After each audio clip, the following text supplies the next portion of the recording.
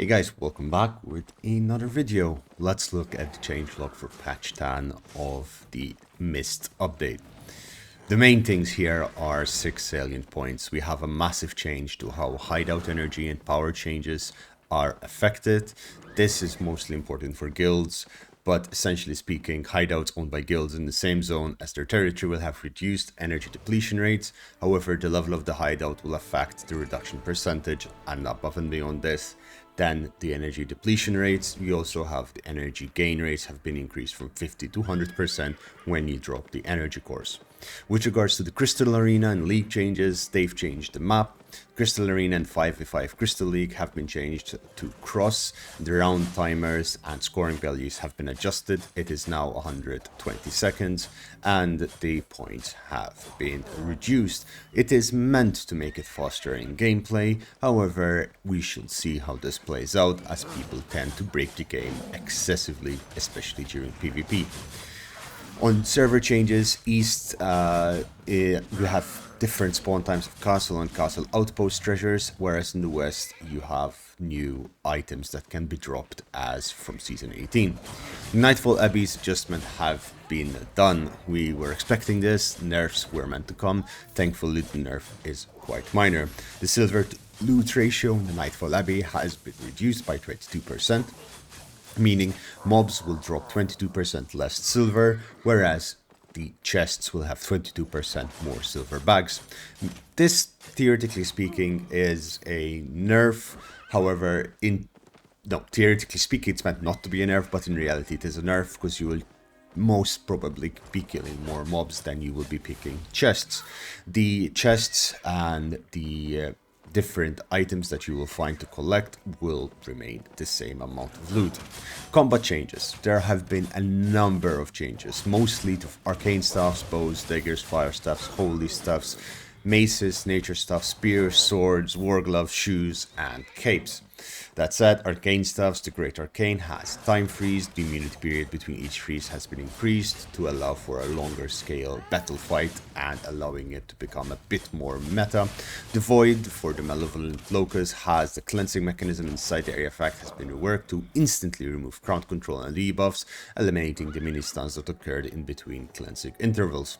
The Demon Arrow from the Wailing Bow has its damage logic changed, where the ability now amplifies damage properly for each player hit, where before it was not the case.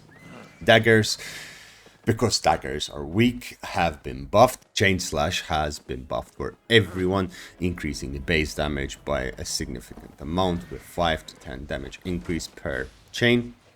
And this was meant to make it more available for smaller target damage. However, in reality this is just incredibly powerful. Also, the penetration of the Demon Fang and Bridal Fury has been toned down, as the daggers have been a little bit too good. Fire staffs have been also buffed, because no one is using fire staffs apparently. However, this is only buffs to two things: the Flame Bust and the Burning Field. The Burning Field gives more initial damage with the spell, whereas the Flame Bust has a 60% movement speed bonus to whoever it is cast on if they are an ally. Life Touch staff gets a minor buff, where the channel time has been shortened without reducing its healing output, allowing it to be a little bit faster and maybe it will be used more.